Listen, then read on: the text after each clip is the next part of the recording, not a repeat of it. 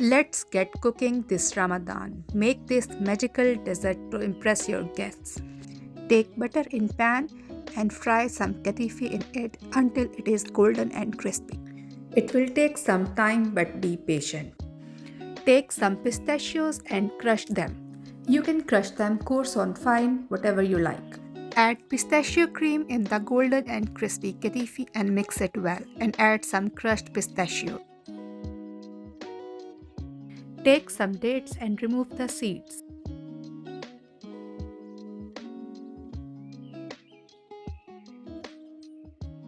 Stuff these dates with the prepared katifi mixture.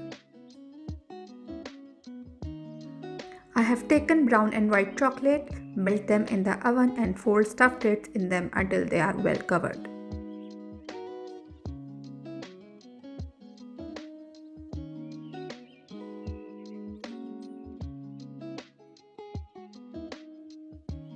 Take few strawberries, add them in the chocolate to add some color to the plate. Add some crushed pistachios, edible glitter and edible rose petals to make the stuffed dates look pretty. Make this special dessert this Ramadan and I hope you will enjoy. Don't forget to like and subscribe.